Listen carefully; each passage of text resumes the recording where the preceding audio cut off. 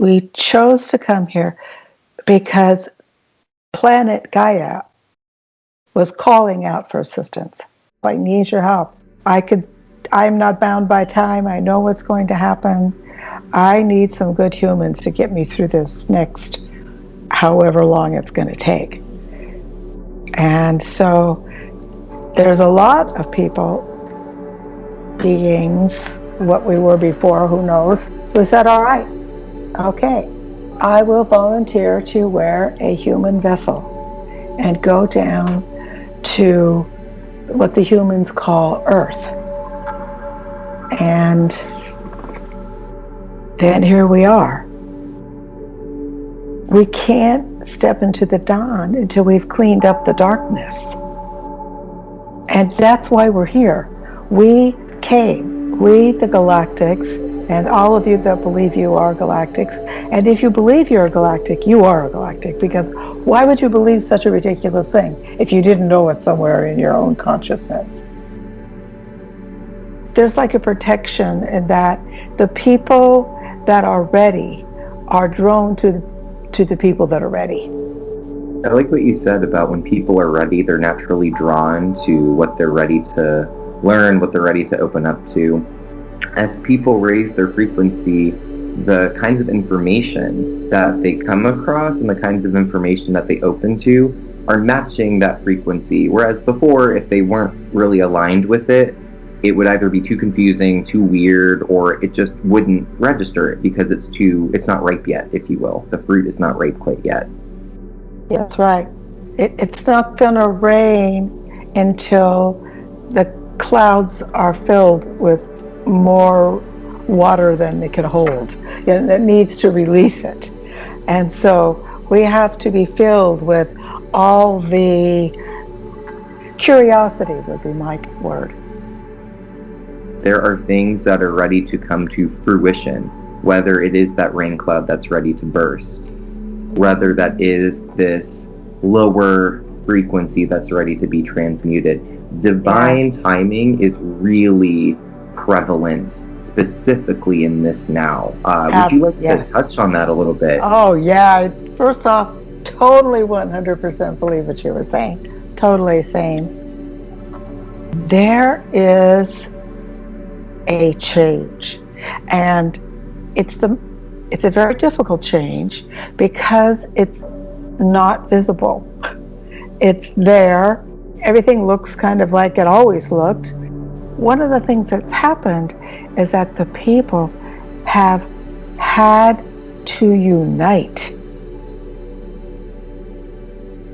There is a wave of freedom.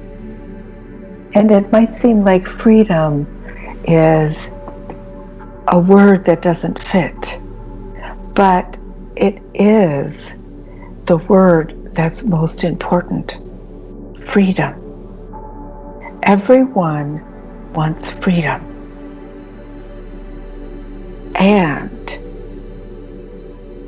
everyone is beginning to learn the best way to get something that you want is to give it to someone else. And so if you want freedom, then you give freedom to people that you realize that, oh, I was kind of holding that person back, or I was judging that person, or I was not totally living within total freedom, that they are who they are and accepting and loving them for that being that they are. And some of those beings are our challenge. Some of our beings are people that really look like bad guys and indeed are bad guys. But it is a planet of freedom. Gaia, that is her core. Her core is freedom. Because when people are within real freedom, then they can really find themselves. You have freedom. Just exactly the you that you are within this minute. And the good thing about that freedom is that it changes all the time. because humans aren't static creatures. Humans are very mutable. They can only stay with one thing for so long, and then they're ready to jump off to another thing, which is the good news and the bad news. But that's the way it is for everyone, for every creature. You have the freedom to pick. And somebody else might say, oh no, you can't do that, you shouldn't do that, that's bad. But you have the freedom to, wait a second, when I go inside, I know that I have the freedom to believe what I believe. The energy field of love is very opened, whereas the energy field of fear is tight and closed and secret.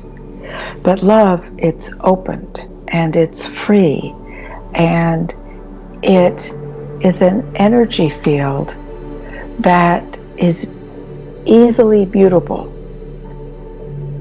What is happening with freedom is that going inside the core of ourselves so that we could pull that energy field all the way up through our crown chakra. That our crown chakra has the freedom. Our crown chakra is our crown. We can always have that crown of light.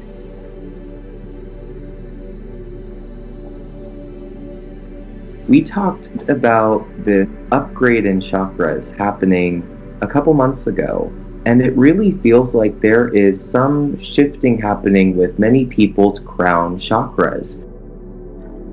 Well, what is occurring with the crown chakra is that humanity is slowly, carefully beginning to remember that there is a doorway called your crown chakra, right there on the very top of your head. Well, not on the top of your head, it's back in that very important part of your brain. And that area is transmuting. That is the first area of our body that will transmute. That is where the light comes in. It comes right in through the core of your crown chakra. Then, as it comes in through your throat chakra, then that's when you begin to give it a life, to think about it, to maybe talk about it, to maybe draw it or have a dream about it. And then it goes down into your heart chakra, and then you start, oh, this feels so much like love. Oh, the feeling of love. I love the feeling of love. And then it goes down into your solar plexus, and this is where it begins to change. That's that vulnerable part of the human self that is there to be protected. And it's there to be protected because it's the in-between, those higher frequencies, and the frequencies that moved down more and more into the planet. And feeling how that energy field that was in your heart that's based on love, and it goes into that next chakra down, that's digestion. How do you digest this information? You're getting all these different thoughts and feelings. How are you going to digest them? And then it goes down your legs and knees and touches the earth. And the touching of the earth, there's the standing up touching, and then there's another touching of theirs is if you lay down flat on the earth, or if you have a pool, you float in the pool, or you get in a big bathtub and just lay back in the bathtub. It's where you say, okay, now I'm going to allow this energy field to integrate with itself. And then when you've gone through all of that, then you stand up and you have to walk your talk.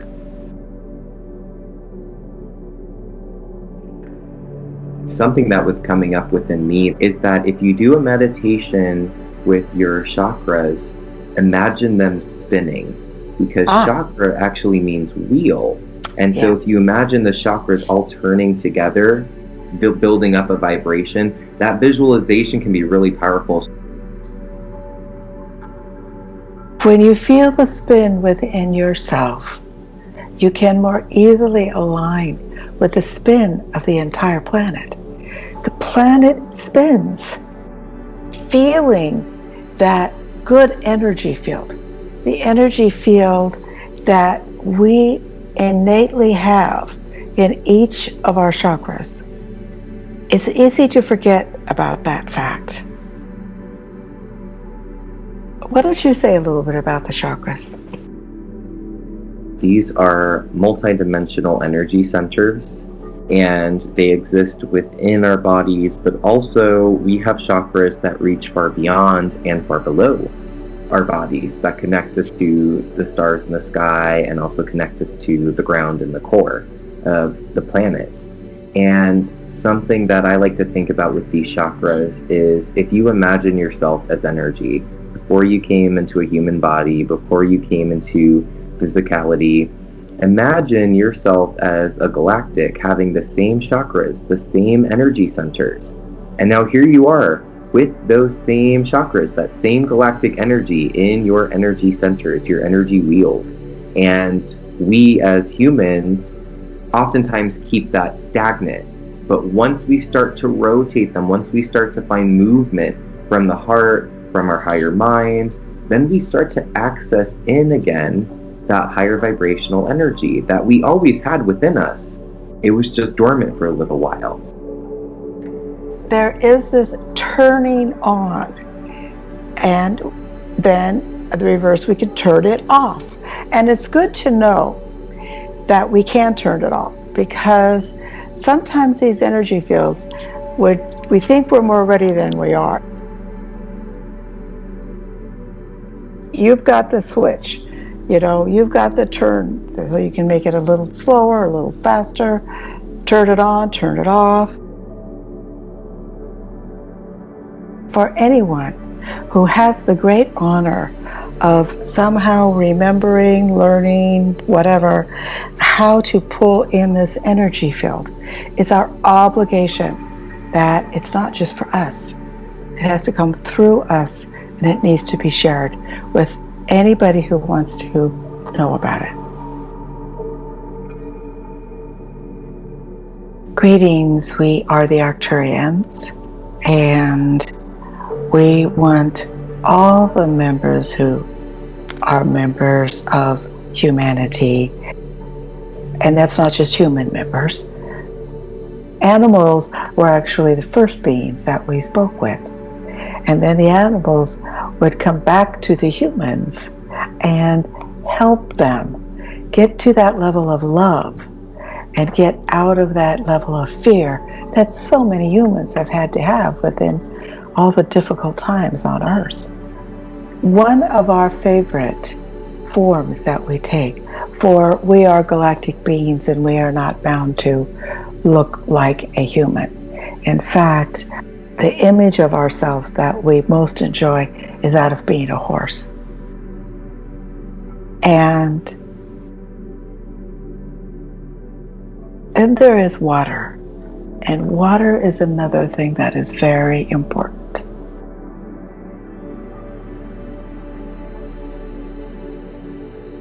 We would like you to talk about that. If you've ever heard of people speaking into water before they drink it, this is a very old practice, but they do studies on how you can change the vibration of water. And another thing that has been recognized over time is that water holds all of the information of the planet. I mean, our bodies are made up of mostly water. The planet's body is made up of mostly water. And so there's a lot of information within the water. And so this is also a reminder for us to be able to balance out our own inner waters, of our minds especially, that mind stream. Is it always crashing around, or can we find the equilibrium where the current just keeps on keeping on? Yes. Keep on keeping on. Staying within that current.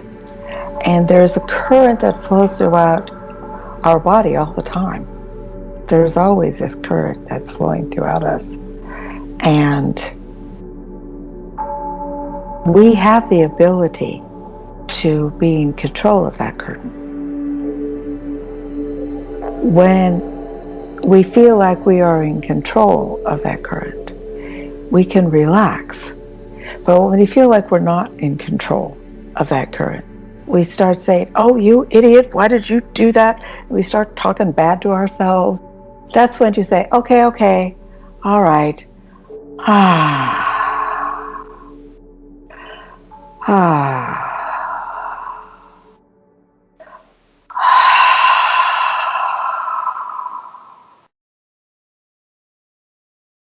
Just 3 long, slow, deep breaths. Changes everything, doesn't it?